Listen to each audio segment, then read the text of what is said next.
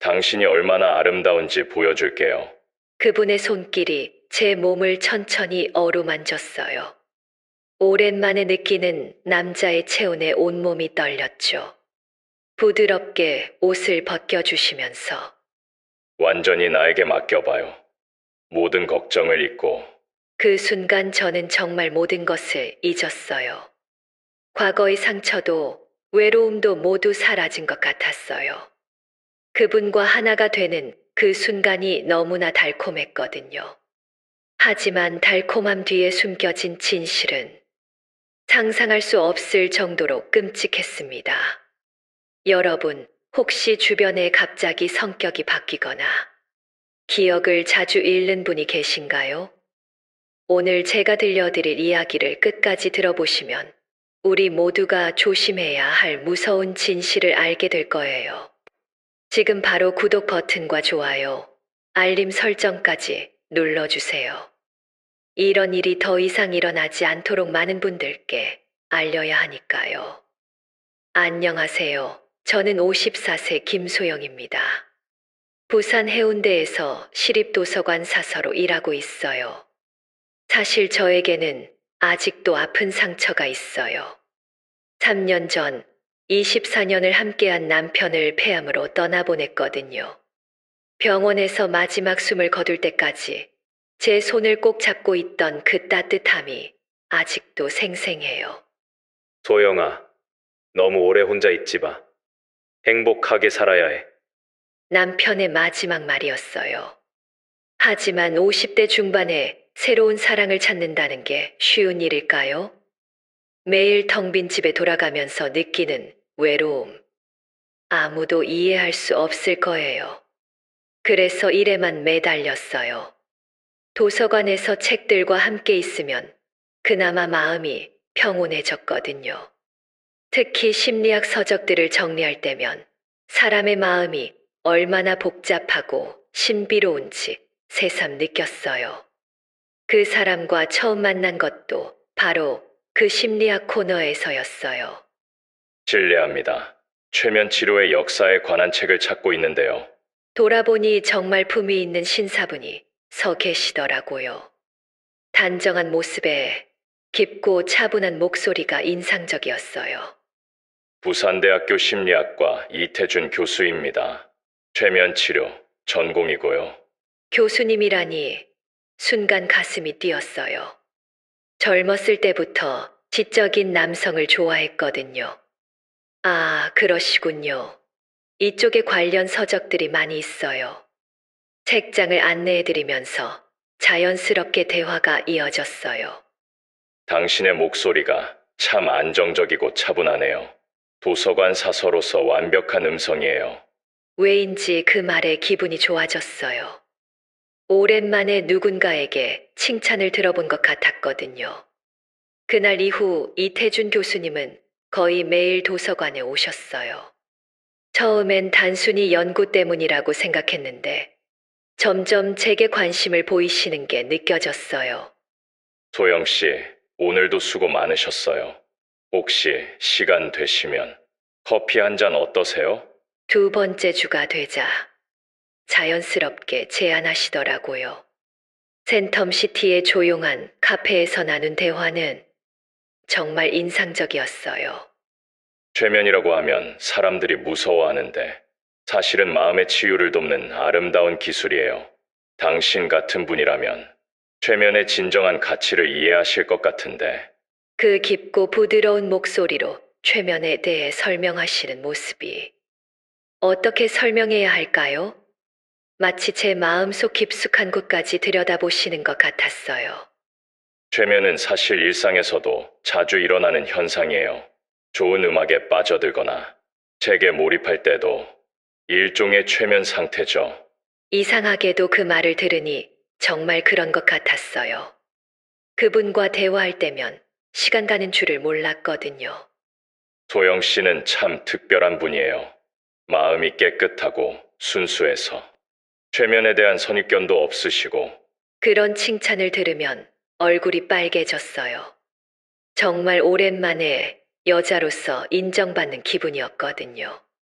그분은 항상 제가 좋아할 만한 화제를 준비해 오셨어요. 도서관 운영에 대한 조언부터 시작해서 심리학의 흥미로운 이야기들까지. 사람의 마음은 정말 신비로워요. 때로는 본인도 모르는 깊은 곳에 상처가 숨어 있기도 하고. 그 말을 들으니 남편을 잃은 제 상처가 떠올랐어요. 눈물이 글썽했는데 교수님이 조용히 제 손을 잡아주셨어요. 괜찮아요, 소영 씨. 과거의 아픔은 새로운 행복을 위한 밑거름이 될 거예요. 그 따뜻한 손길에 마음이 녹아내렸어요. 정말 오랜만에 느끼는 남자의 따뜻함이었거든요. 며칠 후 교수님은 더욱 구체적인 이야기를 하기 시작하셨어요. 소영 씨, 혹시 최면 체험에 관심 있으시나요? 단순한 호기심이 아니라 깊은 휴식을 위해서요. 최면이요. 조금 무서운 것 같은데. 전혀 무서운 게 아니에요. 오히려 마음의 평안을 찾는 방법이죠. 제가 30년간 연구해온 안전한 기법이니까 믿으셔도 돼요. 그분의 자신감 넘치는 모습에 점점 신뢰가 생겼어요. 스트레스 많이 받으시죠? 도서관 일도 힘들고 혼자 사시니까 외로우시기도 하고. 정확히 제 마음을 읽어내시는 모습에 놀랐어요. 맞아요. 요즘 정말 힘들어요. 그런 분들에게 최면은 정말 좋은 치료법이에요. 마음의 긴장을 완전히 풀어주거든요. 2달간의 만남이 이어지면서 저는 점점 그분에게 빠져들고 있었어요. 매일 도서관에 오시는 시간이 기다려졌고, 함께 나누는 대화가 하루 중 가장 행복한 순간이었어요. 그분도 저를 향한 마음을 조금씩 드러내기 시작하셨어요. 소영 씨와 함께 있으면 마음이 참 편안해져요. 오랜만에 진정한 동반자를 만난 것 같아요. 드디어 그날이 왔어요. 도서관 옥상 정원에서 일몰을 보면서 그분이 조용히 말씀하셨어요. 소영 씨, 저와 함께 인생의 남은 시간을 보내면 어떨까요? 서로에게 위안이 되어주면서요. 가슴이 쿵쾅거렸어요. 정말 오랜만에 느끼는 설렘이었거든요. 교수님, 정말 저 같은 사람이 괜찮으실까요? 당신은 제가 만난 가장 아름다운 영혼을 가진 분이에요. 평생 소중히 모시겠습니다. 그 진심 어린 눈빛과 따뜻한 목소리에 결국 고개를 끄덕였어요. 새로운 시작에 대한 기대감으로 가슴이 벅찼어요. 드디어 제 인생에도 다시 봄이 온 것 같았어요. 결혼 후 센텀시티 고급 아파트로 이사했어요. 47평 규모의 넓고 쾌적한 곳이었죠. 이제부터 이곳이 당신의 안식처예요, 소영 씨. 신혼 첫날 밤, 평생 잊을 수 없는 그 밤. 정말 오랜만에 느끼는 남자의 따뜻한 체온이 온몸을 감쌌어요. 그분의 거친 손바닥이 제 볼을 어루만지면서 천천히 목덜미로 내려왔을 때 온몸에 전율이 흘렀어요. 당신이 얼마나 아름다운지 보여줄게요. 그 속삭임과 함께 제 블라우스 단추를 하나씩 풀어주시는 손길. 3년간 잠들어 있던 여자로서의 감정이 다시 깨어나는 느낌이었어요. 부드럽게 어깨에서 미끄러져 내리는 옷감의 감촉, 그리고 그분의 뜨거운 시선이 제 온몸을 훑어내릴 때, 완전히 나에게 맡겨봐요. 모든 걱정을 잊고. 그 순간 저는 정말 모든 것을 잊었어요. 남편을 잃은 아픔도, 혼자라는 외로움도, 나이에 대한 부끄러움도 모두 사라진 것 같았어요.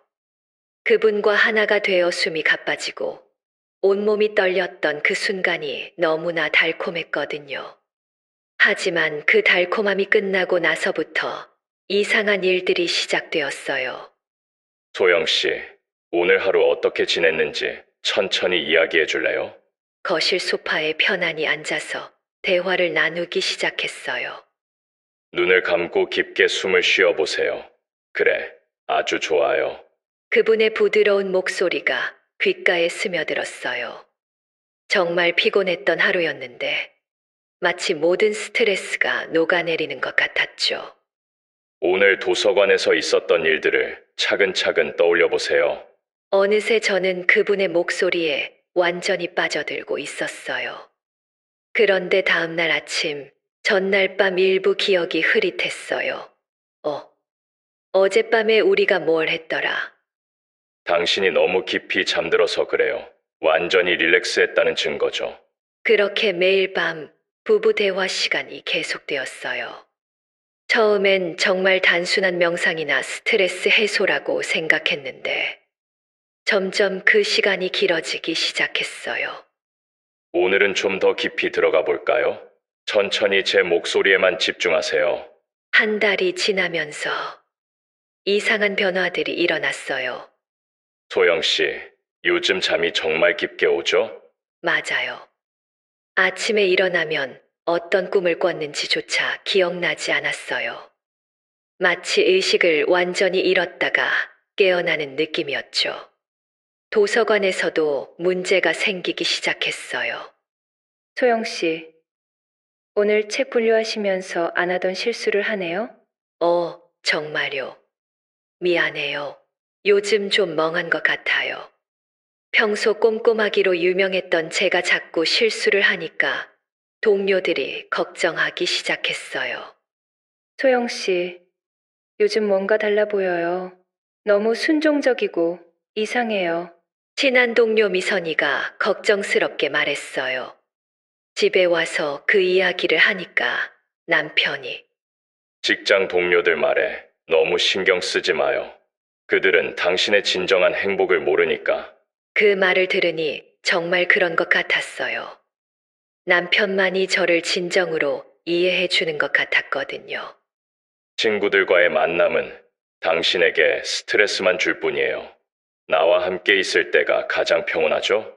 정말 그런 것 같았어요. 친구들과 만나면 왜인지 피곤했거든요.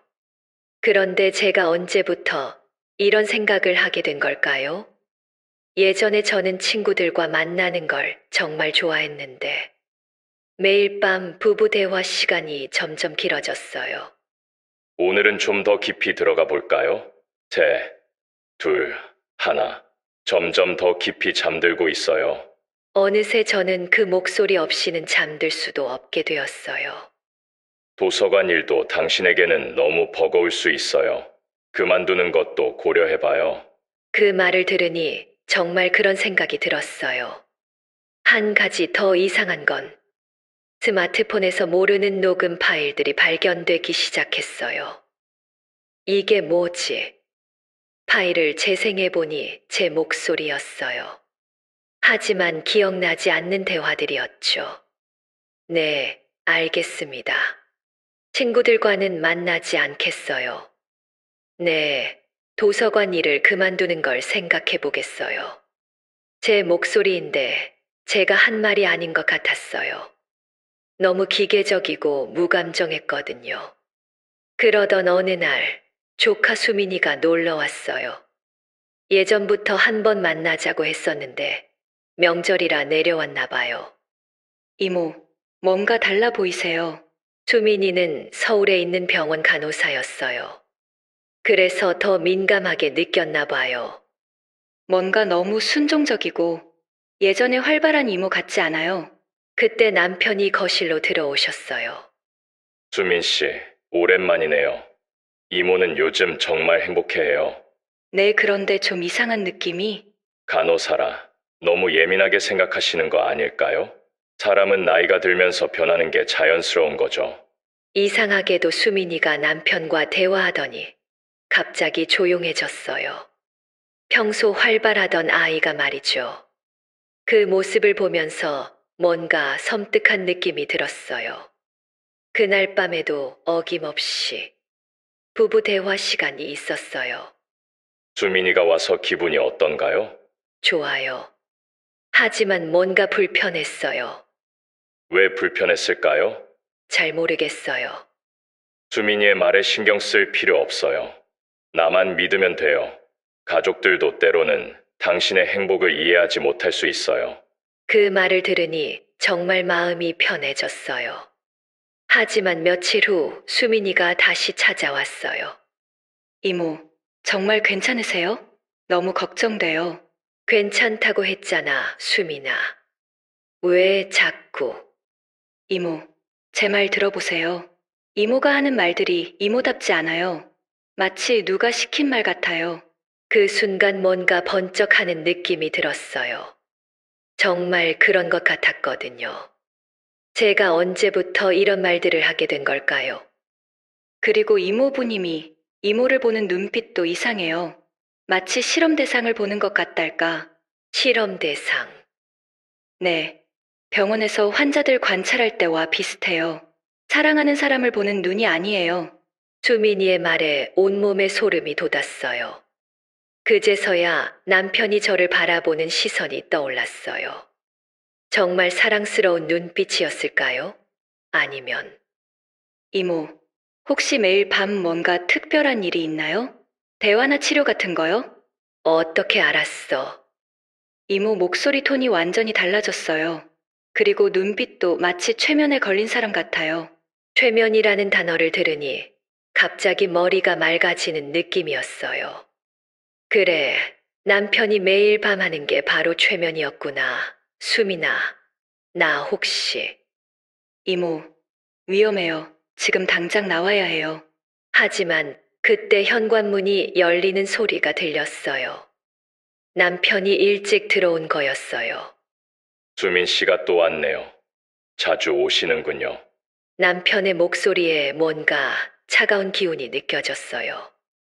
네, 이모가 보고 싶어서요. 그런데 너무 자주 오시면 이모가 피곤해할 수도 있어요. 요즘 컨디션이 좋지 않거든요. 그 말을 듣는 순간 수민이가 제 손을 꽉 잡았어요.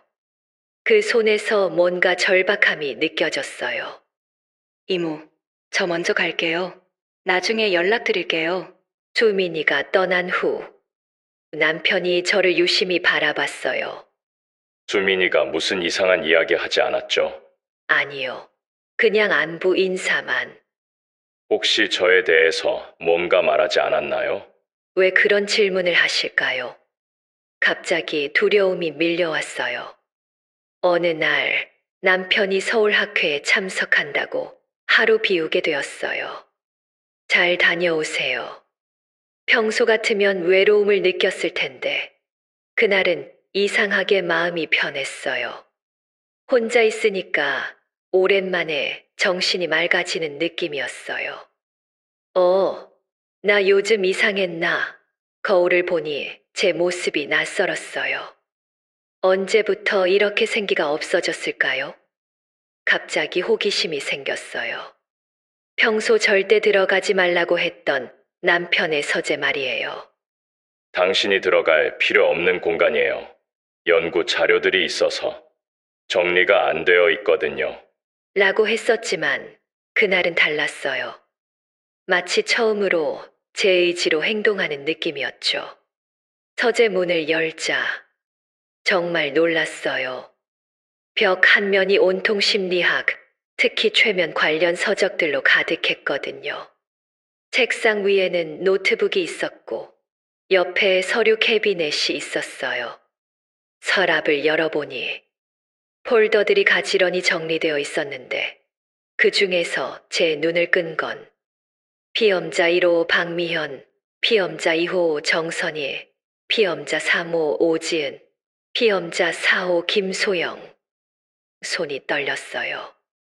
피엄자 4호가 바로 저였거든요.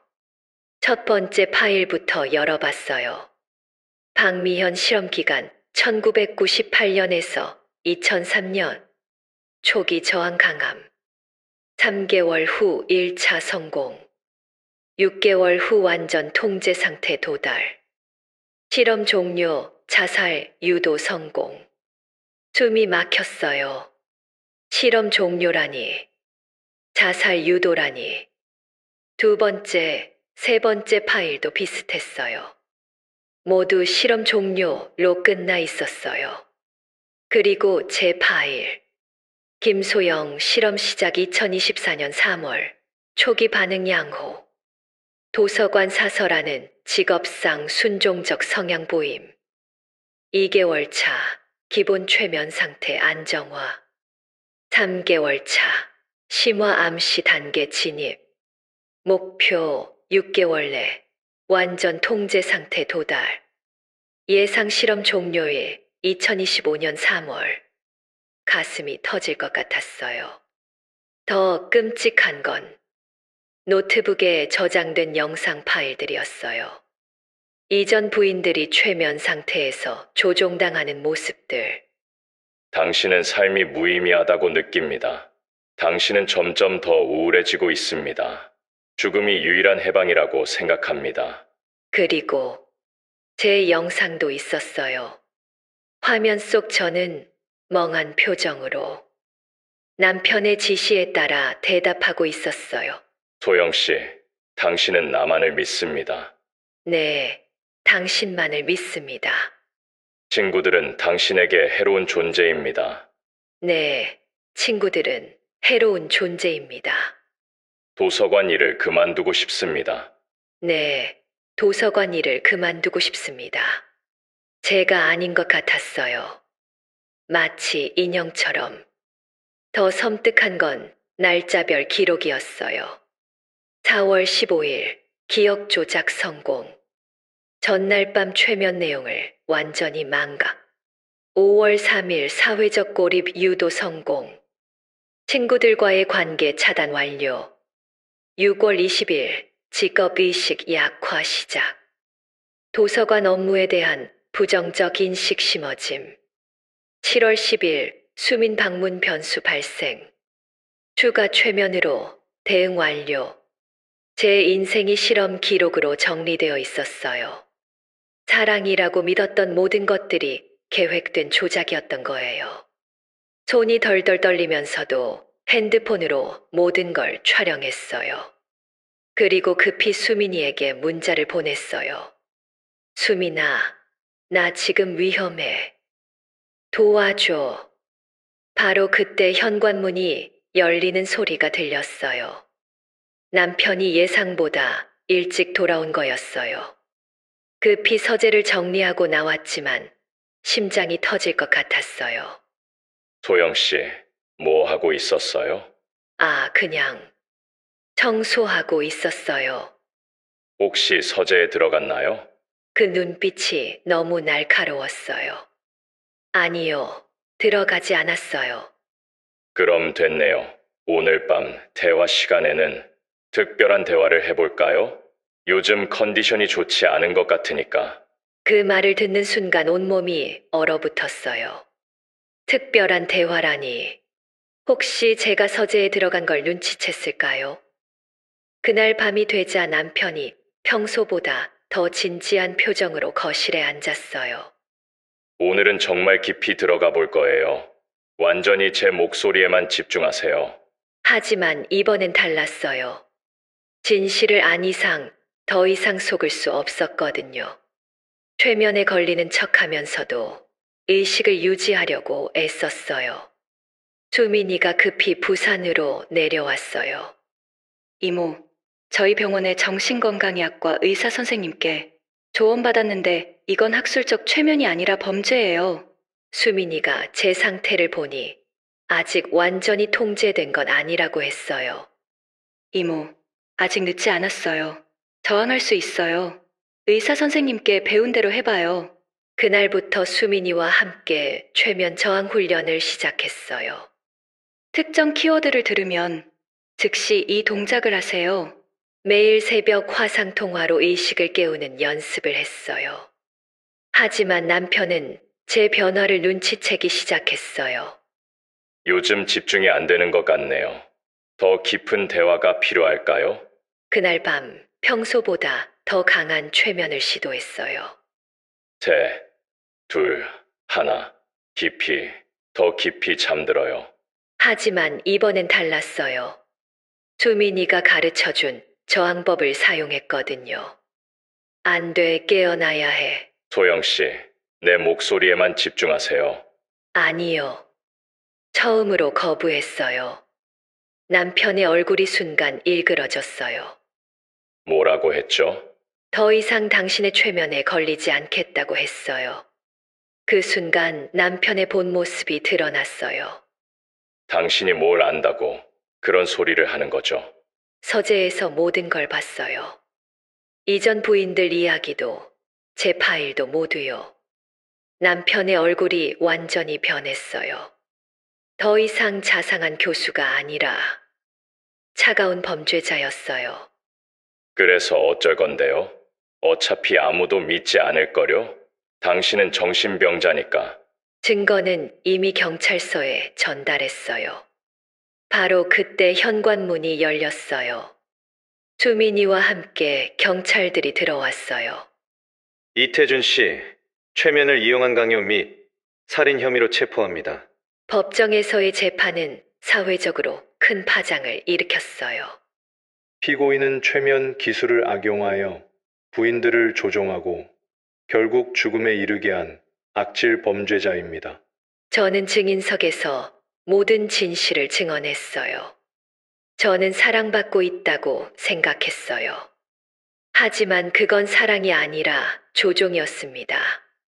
매일 밤 최면에 걸려 제 의식과 기억이 조작당했고 결국 죽음으로 몰리는 과정이었습니다. 이태주는 결국 무기징역을 선고받았어요. 부산대학교에서도 명예교수직이 박탈되었고 심리학계에서 영구 퇴출되었어요. 그 후 저는 최면 피해자들을 위한 상담센터에서 자원봉사를 시작했어요. 진정한 사랑은 상대방을 있는 그대로 받아들이는 거예요. 조종하거나 통제하는 게 아니라요. 도서관에도 복직했어요. 이번엔 건전한 심리학 코너를 만들어서 사람들이 올바른 정보를 얻을 수 있도록 도왔어요. 특히 최면이나 심리 조작에 대한 경고 문구도 함께 비치했어요. 최면은 반드시 공인된 의료기관에서만 받으세요. 가족이나 친구가 갑자기 변했다면 관심을 가져주세요. 수민이와는 더욱 가까워졌어요. 이모, 정말 용감하셨어요. 이모 덕분에 얼마나 많은 사람들이 구원받을지 몰라요. 1년이 지난 지금 저는 다시 제 모습을 찾았어요. 친구들과의 관계도 회복했고 도서관에서도 예전처럼 활기차게 일하고 있어요. 가끔 악몽을 꾸기도 하지만 이제는 두렵지 않아요. 제 의지로 깨어날 수 있다는 걸 알았거든요. 새로운 사랑, 아직은 생각하지 않아요. 하지만 언젠가 진정한 사랑을 만난다면 이번엔 절대 속지 않을 자신이 있어요. 진정한 사랑은 상대방을 변화시키려 하지 않으니까요. 있는 그대로 받아들이고 함께 성장해 나가는 거니까요. 여러분, 이 이야기를 들으시면서 어떤 생각이 드셨나요? 저는 정말 무서웠어요. 사랑이라는 이름으로 이런 끔찍한 일들이 일어날 수 있다니.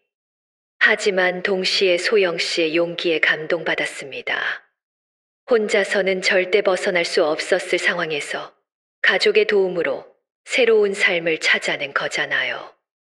혹시 주변에 갑자기 변한 분이 계시다면 그냥 넘어가지 마시고 관심 가져주세요. 작은 관심이 한 사람의 인생을 구할 수 있어요. 이런 소중한 이야기들을 더 많은 분들께 전해드리고 싶어요. 지금 바로 구독 버튼과 좋아요, 알림 설정까지 눌러주시고 댓글로 여러분의 생각도 들려주세요. 지금까지 시청해주셔서 정말 감사합니다. 인생의 황혼에서 다시 피는 늦은 사랑과 우리 모두가 경험할 수 있는 외로움과 용기에 대해 이야기하는 늦게 핀 지혜였습니다.